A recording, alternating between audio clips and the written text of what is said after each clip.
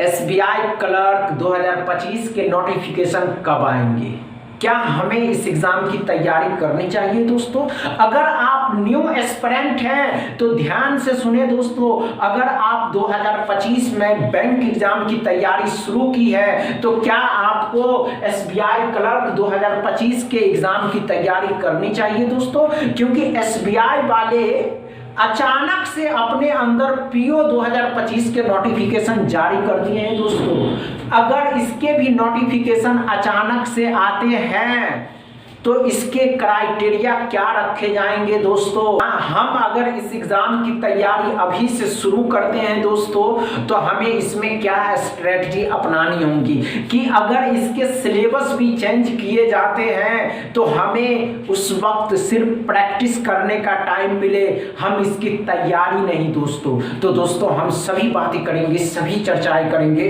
जब तक आप इस वीडियो को शेयर करिए, लाइक करिए, चैनल को सब्सक्राइब कर लीजिए और हमारे साथ बने रहिए। आज के इस क्लास में जो आप उपस्थित हुए हैं दोस्तों, ये बात जानने के लिए, ये समझने के लिए दोस्तों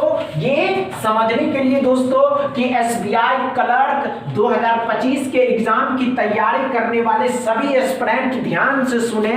अगर इसके सिलेबस चेंज हो जाते हैं तो आपको क्या स्ट्रेटजी अपनानी होगी दोस्तों? ध्यान से देखिएगा।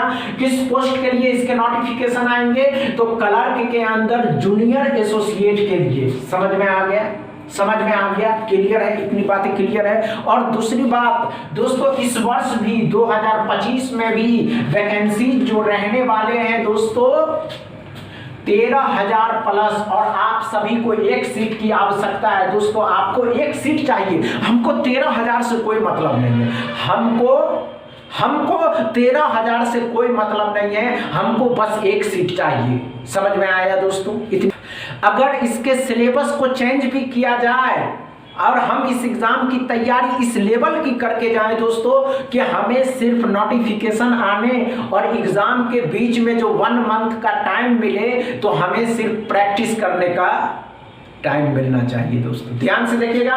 हमने क्या कहा दोस्तों, इसके जो सिलेबस होते हैं क्वांट, रीजनिंग, इंग्लिश, अगर इसमें 30 एंड ध्यान से देखिएगा दोस्तों 35 कर देते हैं। चलिए 35 और 30 के इस तरीके से क्वेश्चन आते हैं।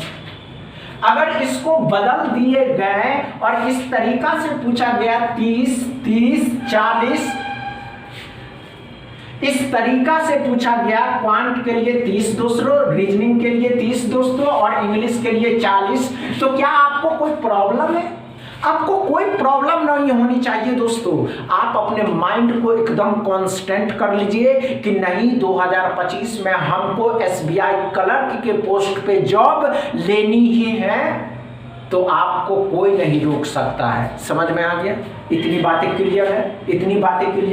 क्लियर है तो वीडियो को शेयर करिए, लाइक करिए, चैनल को सब्सक्राइब कर लीजिए। बस इतना ही दोस्तों। Thank you.